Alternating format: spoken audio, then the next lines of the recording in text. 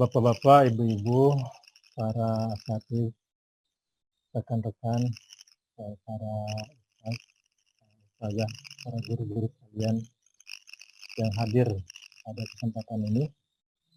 Alhamdulillah, satu kebahagiaan bagi kita bahwa pada pagi hari ini kita bisa bertemu meskipun di alam maya, yang mana pertemuan ini adalah pertemuan yang insya Allah karena Allah, karena kita tidak saling kenal ya. Kita bertemu insya Allah karena Allah dan berpisahnya juga karena Allah. Meskipun kita tidak saling kenal pada asalnya, tapi karena motif mencari ridha Allah itulah kita bertemu pada majelis ini.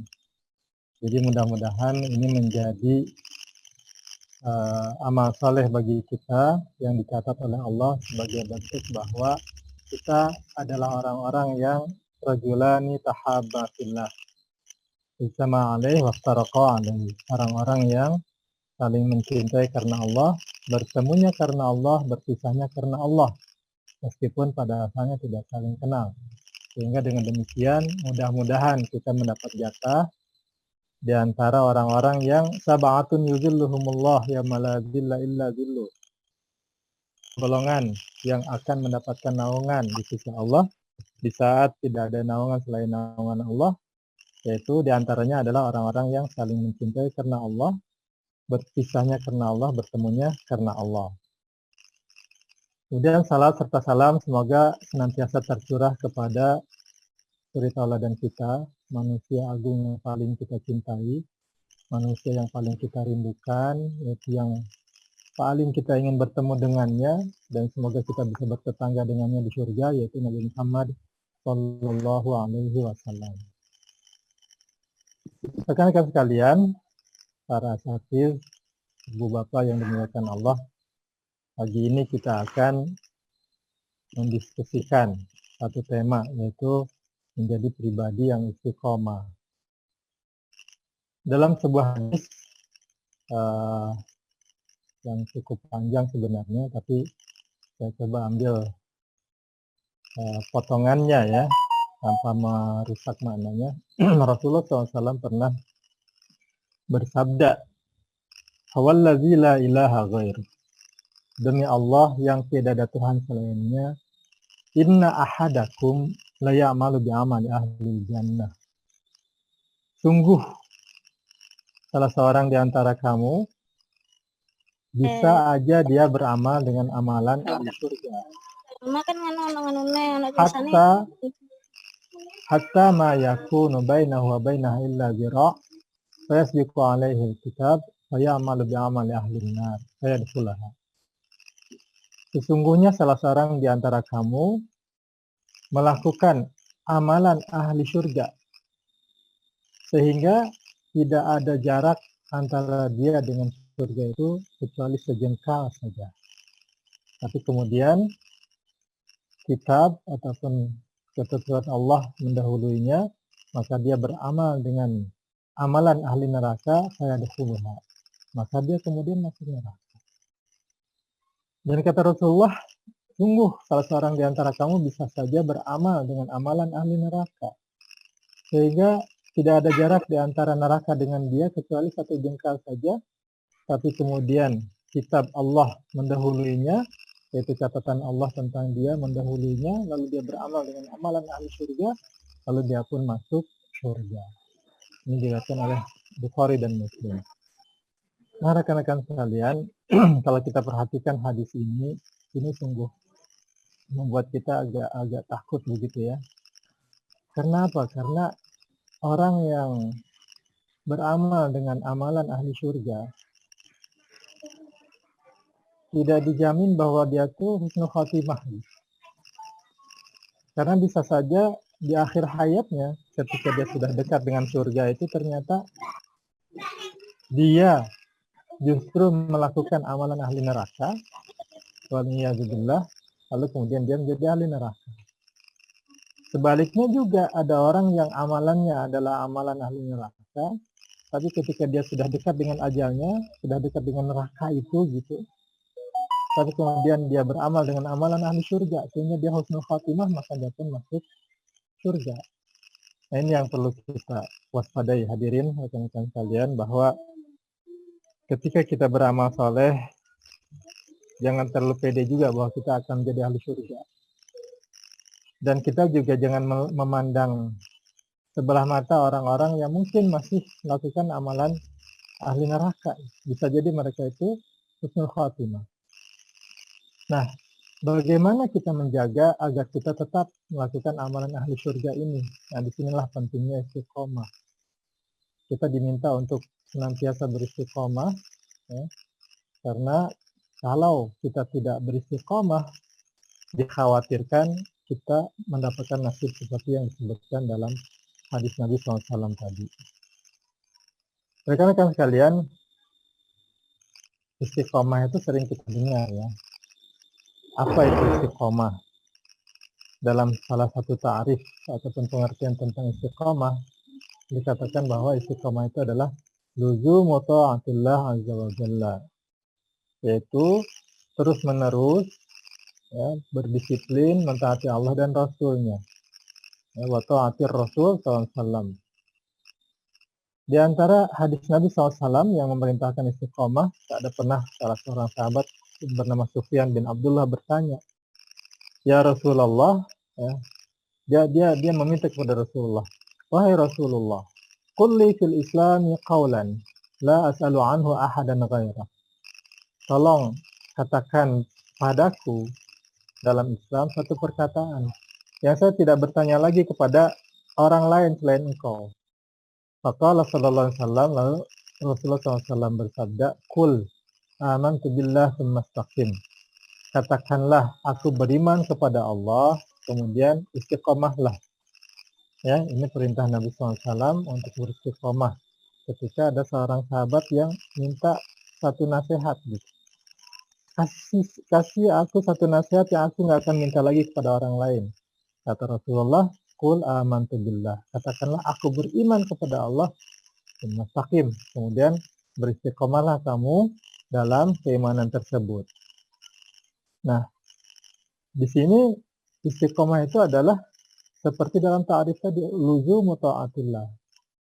Terus menerus berada dalam ketaatan kepada Allah, haitsu la yajiduka haitsu nahaka. Di mana ketika Allah itu melarang kita untuk melakukan sesuatu, Allah tidak melihat kita melakukan perbuatan itu. Demikian juga ketika Allah memerintahkan sesuatu, Allah tidak kehilangan kita. Itu istiqomah. Jadi contohnya misalnya ketika Allah meminta kita berada di masjid, ya, terutama para kaum laki-laki. Ketika ada panggilan azan, Allah melihat kita di masjid, tidak kehilangan kita di masjid itu. Ketika Allah melarang kita untuk berada di tempat-tempat maksiat, di tempat-tempat perjudian misalnya, di tempat-tempat ngegosip, ngerumpi, di tempat-tempat menggibah gitu ya, Allah tidak melihat kita di sana. Nah, itu salah satu bentuk istiqomah. Kemudian Allah juga memerintahkan agar kita istiqamah, fastaqim kama umirta wa man taba ma'aka. Beristiqamahlah engkau wahai Muhammad sebagaimana engkau diperintahkan, dan juga bersama orang-orang yang bertaubat bersamamu. Jadi perintah istiqamah itu perintahnya untuk bersama-sama. Nabi Muhammad diperintahkan untuk istiqamah dan juga mengajak orang lain yang bertaubat bersama Nabi SAW untuk beristiqamah. Wala tatagaw, dan janganlah engkau durhaka, innahu bima ta'maluna basir. Sesungguhnya Allah Maha melihat apa yang kalian kerjakan. Ayat ini di surat Hud 112, rekan-rekan sekalian, ini dikomentari oleh Rasulullah SAW. Kata Rasulullah SAW, sayyabatni hudun wa akhwatuha. Sungguh betul-betul ayat ini telah membuat aku ini beruban. Surat Hud dan saudara-saudaranya itu telah membuat aku beruban karena perintah istiqomah ini. Rekan-rekan sekalian, kenapa Rasulullah sampai beruban? Ya. Nah, barangkali karena beratnya istiqomah ini dan telah terbukti ada orang-orang di antara sahabat juga yang kehilangan istiqomahnya, ya. Di antaranya seperti yang dikisahkan dalam sebuah riwayat, ada orang yang dia ikut berjihad bersama Rasulullah SAW. Dia melawan musuh dengan begitu gagah berani, gitu ya. Tidak kenal takut, gitu ya. Tapi ketika para sahabat itu mengatakan bahwa orang ini adalah orang yang ahli surga, ya, karena kesungguhannya dalam berjuang, keberaniannya dalam menghadapi musuh, ternyata kata Rasulullah, dia ini di neraka, gitu. Ahli neraka. Ya, kita lihat rekan-rekan sekalian, Masya Allah. Orang yang sudah sungguh-sungguh kelihatan itu berjuang, bahkan mengorbankan sesuatu yang paling berharga, yaitu nyawanya, ya, bukan cuma harta. Kalau harta bisa dicari lagi kalau hilang. Kalau nyawa itu, kalau sudah hilang ya tidak bisa dikembalikan. Tapi ternyata kata Rasulullah, orang ini adalah ahli neraka. Nah, barangkali ini salah satu gambaran ya dari hadis tadi bahwa inna ahadakum la ya'malu bi amali ahli jannah. Salah seorang di antara kamu bisa jadi dia itu beramal dengan amalan ahli surga. Apalagi amalan ahli surga yang paling hebat selain jihad fisabilillah ya. Ya. Tapi ternyata dia itu adalah ahli neraka. Kenapa bisa terjadi demikian? Karena itu tadi, tidak ada keistiqomahan. Dan betul ya, ketika para sahabat itu terheran-heran, kok bisa orang yang berjuang sungguh-sungguh menghadapi musuh, gitu. Kok bisa dia dianggap sebagai ahli neraka? Dan ternyata ada salah seorang sahabat yang bersaksi di hadapan para sahabat yang lain ketika Rasulullah SAW mengatakan ini. Kata dia, ya betul, saya menyaksikan dia, saya mengikuti dia, dia memang berani. Tapi ketika dia terluka, ya ada senjata musuh yang melukai badannya, dia tidak sabar, tidak istiqomah. Padahal perjuangan di jalan Allah itu memerlukan kesabaran, apalagi ketika dia merasakan sakit ya secara fisik. Karena berjuang di jalan Allah itu kan ujiannya itu macam-macam. Bukan cuma sakit secara fisik kan, kadang-kadang sakit hati gitu ya dan lain sebagainya gitu. Yang itu menuntut keistiqomahan. Nah, orang ini yang disebutkan oleh Nabi SAW ini ternyata kata para sahabat yang bersaksi, kata seorang sahabat yang menyaksikannya, ketika dia terluka, dia tuh nggak sabar. Lalu dia buat apa? Yang dia lakukan adalah dia letakkan pedangnya. Ya. Pedangnya dia letakkan, pedangnya dia taruh di tanah, ujung pedangnya dia taruh di dada, di antara dua kiri kanan dadanya itu. Ya. Lalu dia apa? Dia tekan badannya ke situ ke pedangnya sehingga dia mati. Dan ini membuktikan bahwa ternyata ada orang yang seperti itu gitu, beramal dengan amalan ahli surga, tapi ternyata dia itu ahli neraka. Dan kalau kita lihat dalam hadis lain, rekan-rekan sekalian, riwayat Bukhari juga ya, di situ lebih lengkap penjelasan Rasulullah. Inna rajula la ya'malu bi amali ahli jannah fima yabdulinna. Bahwa seseorang ya ada orang yang beramal dengan amalan ahli surga fima yabdulinna. Itu menurut pandangan manusia gitu. Wa huwa min ahli nar, sedangkan dia itu adalah ahli neraka. Sebaliknya wa innar rajula la ya'malu bi amali ahli nar fima yabdulinna wa huwa min ahli jannah. Dan ada orang yang beramal dengan amalan ahli neraka menurut pandangan manusia, sedangkan dia itu sebenarnya ahli surga. Ya. Jadi ini kata Rasulullah, dia itu beramal dengan amalan ahli surga. Ya memang amalan ahli surga, tapi fima yabdulinnas yang kelihatan oleh orang lain. Dia sholat gitu kan, orang melihat. Ya, sholat sekali orang ini. Dia bersedekah, orang melihat dia. Ya memang dia mengeluarkan hartanya, subhanallah. Bahkan yang tadi dia berjihad dengan sangat berani menghadapi musuh gitu, tanpa kenal takut. Fima yabdulinnas, tapi dalam pandangan manusia. Sedangkan Allah Maha tahu isi hatinya. Dia melakukan itu karena apa? Nah ini. Jadi ternyata orang tersebut melakukannya itu bukan karena Allah. Ya, dalam hadis lain yang cukup panjang ya, itu ada disebutkan 3 golongan. Yang pertama kali dibenamkan Allah ke dalam neraka. Di antaranya di situ disebut orang-orang yang ikut berperang fisabilillah, dalam jihad fisabilillah. Tapi ternyata ketika dipanggil ya, dalam sidang penghisaban Allah, apa yang kamu lakukan? Dia katakan, aku berjihad di jalanmu. Kata Allah, kadzabta, engkau berbohong. Karena apa? Karena dia ya, Allah bukakan ya dalam sidang hisab pada saat itu. Engkau melakukannya semata-mata engkau hanya ingin dikatakan sebagai orang yang pemberani. Dan itu sudah dikatakan kata Allah. Maka dia diseret ke neraka. Ya. Kemudian orang yang berikutnya adalah orang yang berilmu, ya. Menyampaikan ilmunya, mengajarkan ilmunya, ya. Kemudian dia mengatakan kepada Allah, aku mencari ilmu, kemudian aku ajarkan ilmu-ilmu kebaikan itu kepada manusia. Kata Allah, kadzabta, engkau berbohong. Engkau melakukan itu semata-mata engkau hanya ingin dikatakan bahwa engkau adalah seorang alim, seorang yang berilmu, seorang yang hebat. Ya. Ini, jadi fima yabdulin nas yang nampak kelihatan oleh manusia, dia itu orang alim, seorang ustadz, ulama gitu ya, yang mengajarkan ilmunya pada orang lain. Nah, ini padahal ternyata karena tidak ikhlas, rupanya dia ingin disebut sebagai orang alim aja, ingin disebut sebagai ustadz aja. Ya. Ini subhanallah, ini pembahasan ini sangat ya, sangat mengancam orang-orang seperti saya gitu.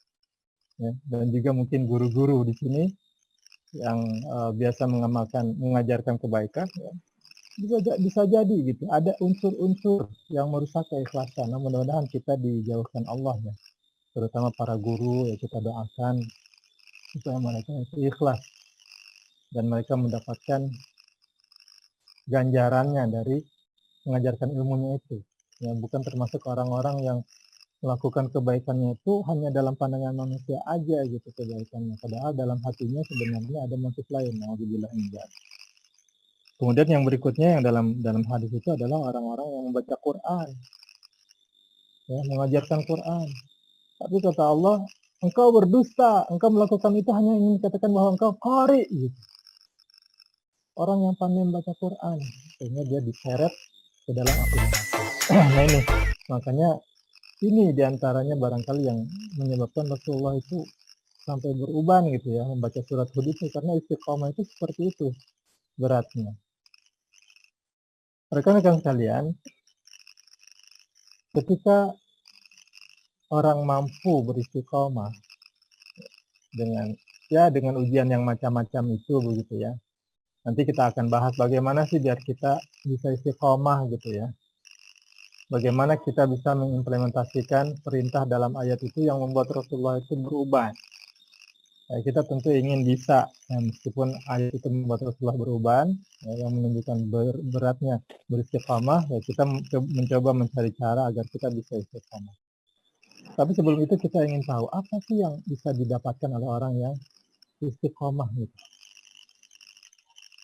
Dalam ayat tadi, di ayat berikutnya tentang istiqamah dikatakan di surat Fussilat ya, ayat 30, A'udzubillahi minasyaitonirrajim. Innal ladzina qalu rabbunallah. Sesungguhnya orang-orang yang mengatakan Tuhan kami adalah Allah. Tsumastaqamu, kemudian mereka istiqamah, maka tatanazzalu alaihimul malaikah. Malaikat akan turun pada mereka. Allah takhafu wa la tahzanu, dan malaikat itu mengatakan kalian jangan takut. Wala tahzanu, dan jangan kalian bersedih. Jangan risau, jangan khawatir. Siru bil jannati allati kuntum tu'adun. Dan bergembiralah, ya, terimalah kabar gembira bahwa kalian akan mendapatkan surga yang kalian telah dijanjikan. Nah ini diantara buah ataupun samarat al-istiqamah. Orang yang istiqamah akan seperti ini, akan didatangi oleh malaikat. Jangan kalian takut, kata malaikat. Jangan kalian sedih, jangan bimbang. Sebaliknya, bergembiralah dengan surga yang kalian telah dijanjikan. Nah, kapan malaikat itu datang mengatakan seperti ini? Dalam beberapa tafsir dikatakan bahwa malaikat akan datang kepada orang yang istiqamah dan mengatakan perkataan ini, ya, Allah takhafu, jangan takut, jangan bimbang, itu adalah pada saat ihtidar. Pada saat seseorang yang istiqamah itu ihtidar, yaitu sakaratul maut. Ya, diambang kematiannya gitu. Subhanallah, ya kita nggak tahu kematian kita seperti apa. Saya berharap ketika kita menjelang ajal itu malaikat yang datang pada kita gitu, dan mengatakan kepada kita, la takhafu, jangan kalian takut, wala tahzanu, jangan risau, jangan bimbang. Ya, gembiralah dengan surga yang kalian dijanjikan. Itu di saat intidor. Ya, maka orang yang istiqomah seperti ini didatangi malaikat pada saat menjelang ajalnya, diberi kabar gembira seperti itu, pastinya dia akan dengan mudah mengucapkan la ilaha illallah. Ya begitu rekan-rekan sekalian, itu buah bagi orang yang istiqomah. Oleh karena itu barangkali ini ya salah satu alasan kenapa orang yang meninggal itu harus disegerakan. Ya, Rasulullah SAW mengajarkan pada kita orang yang meninggal itu harus disegerakan untuk dikuburkan. Ya, barangkali ini salah satu alasannya, yaitu bahwa orang yang saleh ya, itu tidak sabar dia. Sudah meninggal, udah tahu kan, wa absyiru bil jannah gitu. Malaikat udah ngasih tahu, bergembiralah kamu bahwa kamu tuh akan dapat surga. Gitu. Maka dia nggak sabar gitu. Ketika masih di dunia belum dikuburkan, dia nggak sabar pengen segera ke alam barzahnya, karena dia tahu tempatnya di sana adalah surga gitu.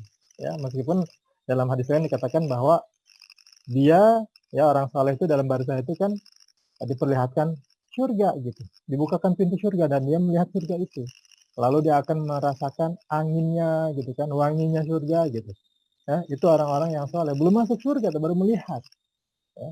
Maka wajar kalau harus disegerakan, karena orang yang saleh itu pengen segera untuk masuk ke tempat yang nyaman itu gitu.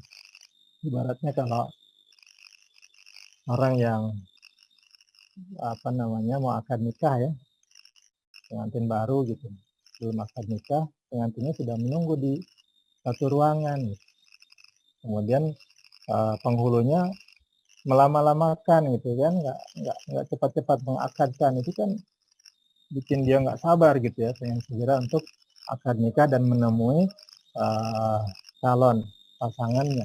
Nah demikian juga orang-orang yang seperti ini, orang yang istiqomah, ketika meninggal itu segerakan, karena dia udah rindu sekali dengan apa yang diberikan kabar gembiranya oleh para malaikat.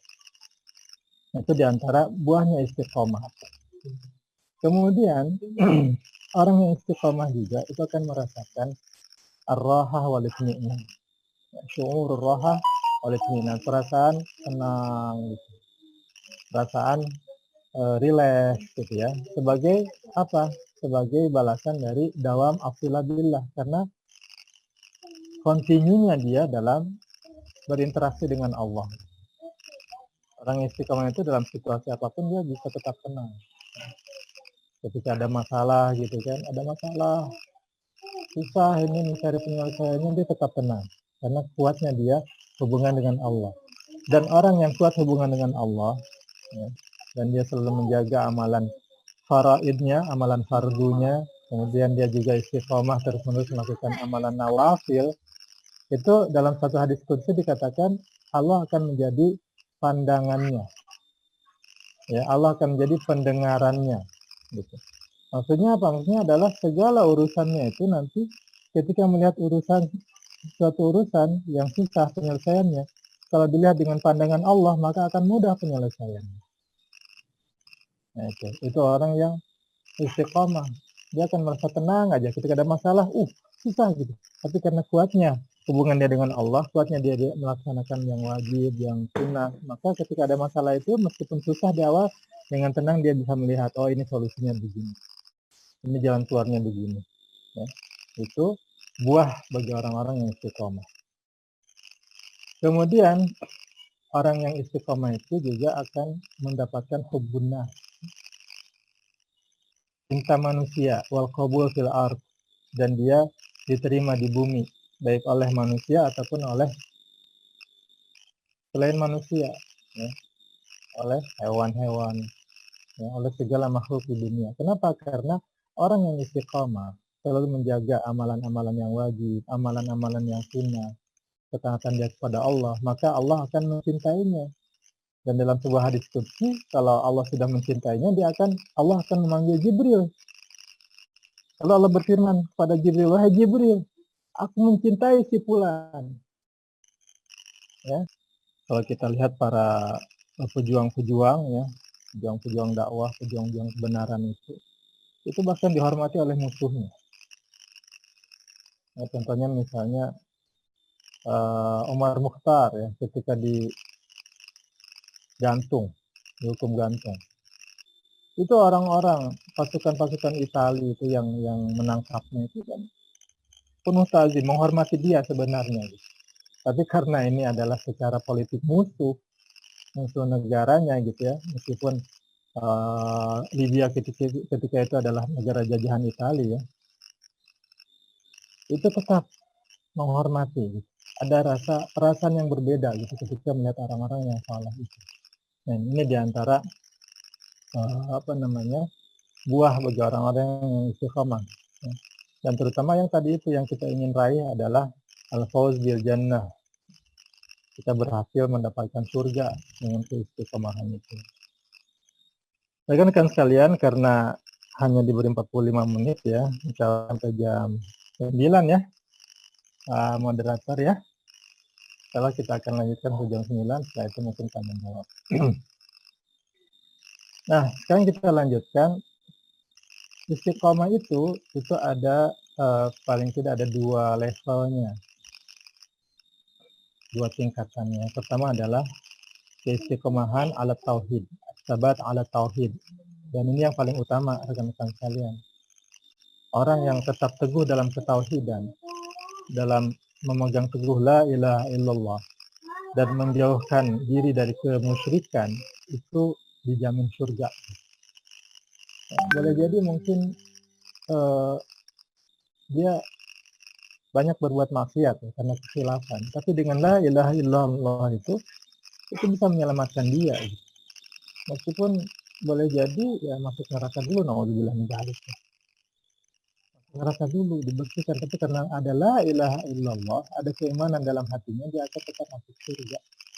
Maka yang terpenting dari istiqomah itu yang pertama sekali adalah as-sabat ala tauhid, menjaga akidah kita, keimanan kita.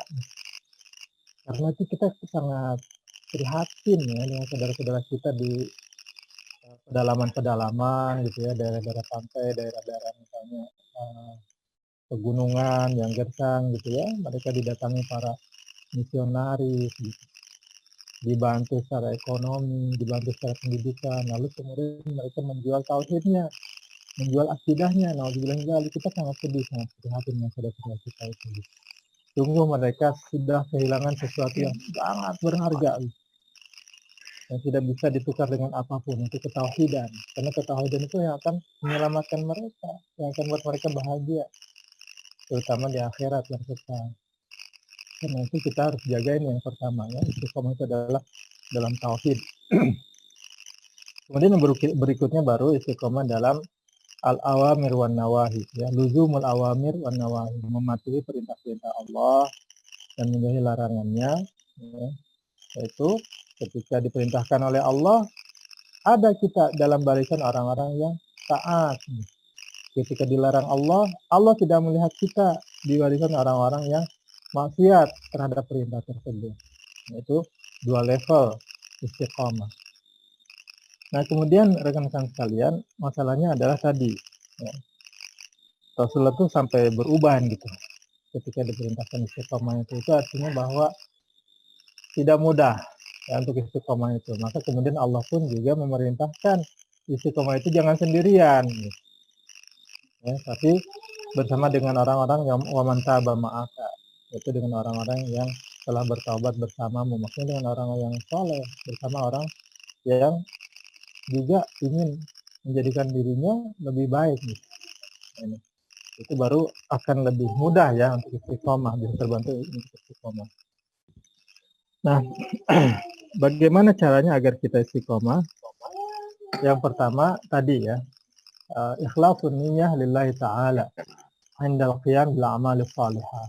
Mengikhlaskan Waalaikumsalam niat, warahmatullahi wabarakatuh. mengikhlaskan niat karena Allah Ta'ala ketika melakukan amal soleh ya. Sehingga tidak kena yang hadis tadi itu gitu kepada kita.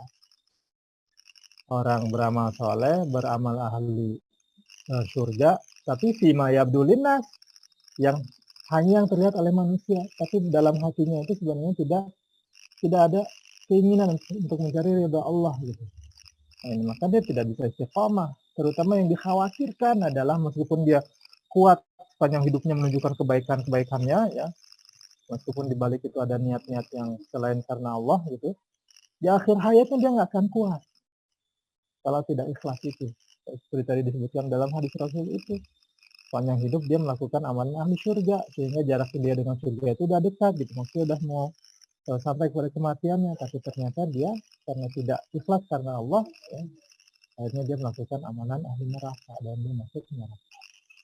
Yang pertama, kita tetap jaga keikhlasan dalam hal apapun.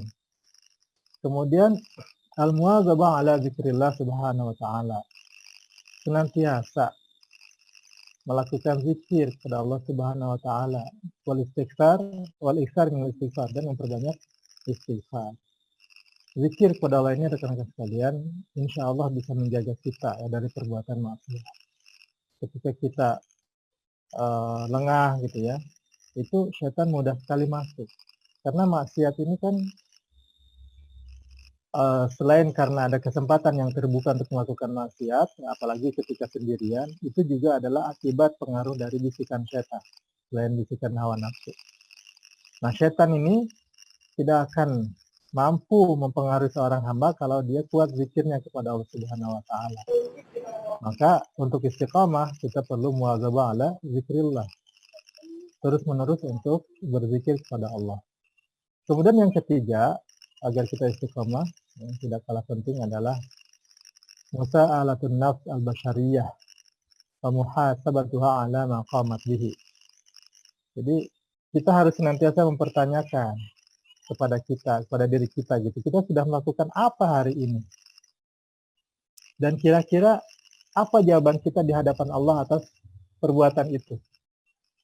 Ya, ada seorang ulama yang dia mengatakan, saya ini tidak ada satu ucapan pun yang keluar dari mulut saya, tidak ada satu perbuatan pun yang saya lakukan, kecuali semuanya saya siapkan jawabannya di hadapan Allah.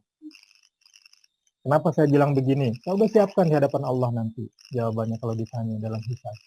Kenapa saya melakukan ini? Saya sudah siapkan. Itu ada yang seperti itu ulama itu. Nah, maka kita juga harus mempertanyakan, kira-kira ini saya melakukan ini apa manfaatnya? Kira-kira kalau ditanya Allah, bisa nggak jawabnya? Ya, apakah ini ada unsur maksiat atau tidak? Ini kalau selalu begitu, insya Allah gitu, akan membantu kita untuk istiqomah. Sekaligus wa muhasabatuha, memuhasabah apa yang sudah dilakukan. Terutama kalau udah mau tidur ya, sebaiknya misalnya kita merenung kembali dari mulai pagi sampai malam itu apa yang saya lakukan. Muhasabah lagi, menghisab. Sebelum dihisab oleh Allah Subhanahu wa taala, kita hisab duluan. Kalau ternyata sepanjang pagi sampai malam itu ada perbuatan maksiat, kita istighfar. Ya, kita istighfar, lalu besoknya kita hapuskan itu kemaksiatan itu dengan cara apa? Kata Rasulullah SAW, "Wa'atbi sayyatal hasanata tamuha." Iringilah keburukan itu dengan kebaikan, maka insya Allah kebaikannya akan menghapuskan dosanya. Ya. Bukan maksudnya sengaja melakukan kejahatan lalu melakukan kebaikan, bukan. Tapi kalau ada khilaf kita, ya, sengaja ataupun tidak ya. Tapi kalau kita khilaf, kita lupa gitu ya, sehingga ketika emosi kita melakukan kesalahan, maka ketika kita muhasabah, segeralah iringi kata Rasulullah, atbi sayyatal hasanata, iringi keburukan itu dengan kebaikan, maka akan menghapuskannya. Nah, orang yang senantiasa menghisab dirinya, memuhasabah dirinya, insya Allah dia akan terjaga, dia akan istiqamah gitu. Dan salah satu cara yang terbaik agar amalan kita menjadi amalan saleh adalah meniatkan segala urusan kita, baik urusan ibadah ataupun urusan dunia kita, ya, meniatkannya karena Allah, sehingga menjadi ibadah gitu. Meniatkannya untuk ibadah, karena satu pengertian ibadah kata para ulama itu adalah al-ibadah ismun jami' lima yubtagha bihi wajhullah. Ibadah itu adalah nama umum.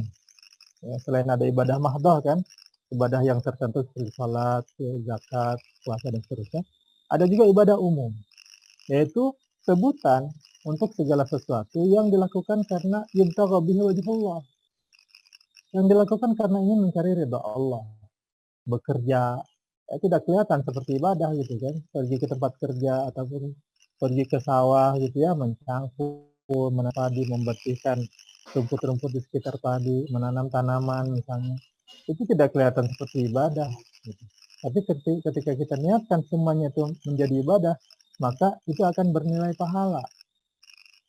Bahkan kata Nabi SAW, satu suap yang kau suapkan ke mulut istrimu itu akan bernilai ibadah, asalkan kita niatkan semua karena Allah. Maka insya Allah ya, kalau kita selalu menjaga niat kita agar mencari ridha Allah, ya, semuanya akan bernilai ibadah.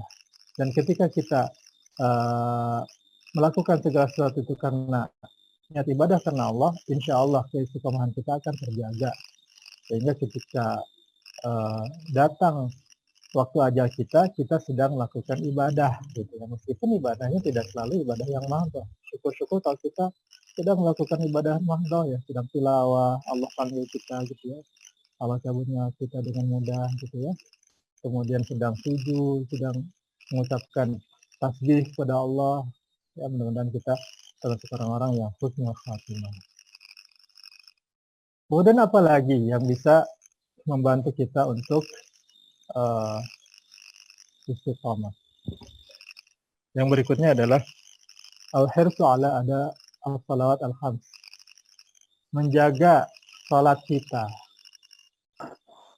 Menjaga salat kita dengan kualitas terbaik. Wudunya terbaik, waktunya terbaik, pelaksanaannya terbaik, khusyuknya terbaik ya. Berjamaah gitu kan, itu kualitas salat yang terbaik. Di awal waktu gitu, jangan menunda-nunda salat sehingga habis waktunya.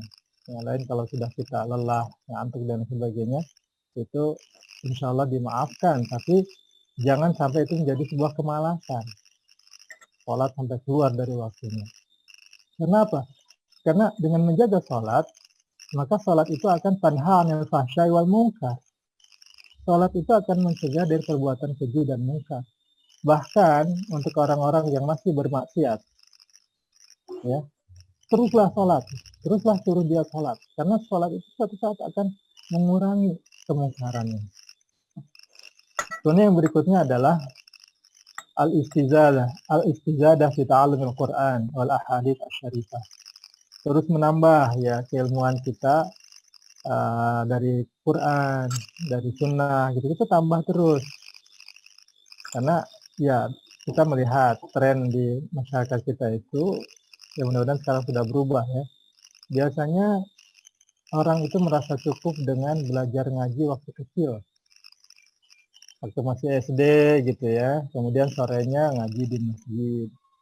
Tamat SD, masuk SMP sudah selesai, tidak lagi ngaji di masjid. Ataupun yang paling banter, ya, sampai SMA masih ngaji di masjid kampung gitu sorenya. Tapi setelah itu tidak menambah lagi ilmu Al-Quran, ilmu tentang Al-Sunnah, ilmu tentang keislaman. Ya, ini bisa berbahaya juga sebenarnya, karena lama-lama akan ketika ilmu itu tidak bertambah, sementara ujian dan cobaan, gangguan setan itu terus diimprovisasi oleh setan dan iblis itu, sementara ilmu tidak bertambah, maka ini akan mengancam keistiqomahan seseorang. Kemudian yang berikutnya, ini sudah mau habis waktunya ya, 2 menit lagi insya Allah. Ikhtiar suhbah salihah. Agar kita istiqomah itu kita pilih teman-teman yang baik. Kenapa? Karena teman-teman yang baik itu setidaknya ya meskipun mereka tidak menasihati kita, ketika kita bergaul dengan teman-teman yang baik, kita termotivasi untuk melakukan kebaikan.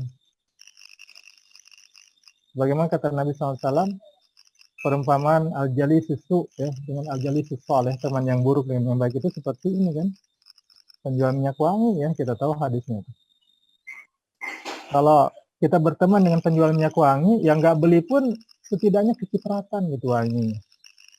Sedangkan bergaul dengan orang yang buruk, ya, seperti berteman dengan pandai besi. Meskipun kita tidak ikut memukul besi itu, ketika besi itu dipanaskan, ya setidaknya kita kena asapnya. Ketika besi itu dibakar sampai merah menyala, itu kan asapnya kena gitu pada kita. Ya. Begitu juga ketika kita bergaul dengan orang yang buruk, meskipun kita tidak melakukan keburukan, ya paling tidak image di mata masyarakat itu kita ikut buruk. Bahkan bisa jadi berbahaya ketika teman bergaulnya adalah orang-orang yang jahat. Ketika orang itu melakukan satu kasus dikejar polisi, bisa jadi kita kena, termasuk yang diusut gitu, paling tidak sebagai saksi ya. Nah ini, maka untuk istiqomah perlu suhbah salihah, berteman dengan orang-orang yang baik, apalagi dengan para guru, para ulama ya, iltizam mengikuti para ulama gitu ya, ikut melihat kehidupannya bagaimana, kesehariannya bagaimana, itu insya Allah akan menjaga keistiqomahan. Kemudian yang berikutnya tentu saja untuk istiqomah itu yang kita tidak boleh lupakan adalah berdoa pada Allah agar kita senantiasa diberi istiqomah ya. Allahumma ya muqallibal qulub tsabbit qalbi ala dinik. Ya Allah yang Maha membolak-balikkan hati, teguhkanlah hatiku di dalam agamamu. Allahumma ya musarrifal qulub. Ya Allah yang Maha memalingkan hati, tsabbit qalbi ala ta'atik. Ya. Teguhkanlah kami, teguhkanlah hatiku di dalam ketaatan kepadamu. Ini itu diantara hal-hal yang bisa menyebabkan seseorang bisa istiqomah. Dan kemudian saat itu barangkali dengan beberapa sebab yang bisa menyebabkan orang itu melenceng, ya, bisa tidak istiqomah, bisa kemudian berhenti dari ketaatan. Ya, diantaranya adalah rifqatus su, ya, berteman dengan orang-orang yang buruk, ya, tidak taat kepada Allah, suka bermaksiat, kata-katanya kata-kata yang buruk, yang keluar dari lisannya adalah binatang dan lain sebagainya gitu. Ya, itu bisa membuat seseorang itu berhenti dari istiqomah. Kemudian juga ini yang perlu kita garis bawahi ya, al-ghulu wa tasyaddud. Al-ghulu wa tasyaddud, berlebihan dalam beribadah itu juga bisa membuat seseorang tidak istiqomah. Contohnya begini, ketika mendengar motivasi tentang ya, tahajud misalnya dari seorang ustaz, tiba-tiba orang itu termotivasi melakukan tahajud, maka besoknya kemudian nanti malam dia sholat dari mulai isya sampai subuh gitu, karena saking semangatnya. Itu hulu, berlebihan, tidak boleh seperti itu ya. Kenapa? Karena bisa jadi dia semangat saat itu, besoknya langsung ambruk, tidak bisa melakukan lagi ya. Maka dalam ibadah pun juga harus perlahan, bertahap, membiasakan tahajud, membiasakan tilawah. Oh semangat tilawah, hari ini langsung baca 5 juz gitu, besoknya bisa jadi udah nggak mau baca lagi, karena itu berlebihan. Ataupun meremehkan dosa gitu, dosa kecil nggak apa-apa gitu. Nah itu juga salah satu sebab yang menyebabkan seseorang itu tidak istiqomah ya. Berlebihan dengan meremehkan itu adalah bahaya yang mengancam istiqomah. Dalam pepatah Arab ada dikatakan bahwa al-mumbitu la ardan qata wala zahran abqa. Orang yang terlalu semangat, orang yang berlebihan, itu tidak sedikit pun tanah yang bisa dia lewati dan tidak ada kendaraan yang bisa dia sisakan. Maksudnya begini, ini diumpamakan dengan orang yang melakukan perjalanan safar ya. Kalau di zaman dulu di zaman Nabi SAW kan padang pasir ya, itu melakukan safar itu kan jauh menempuh padang pasir.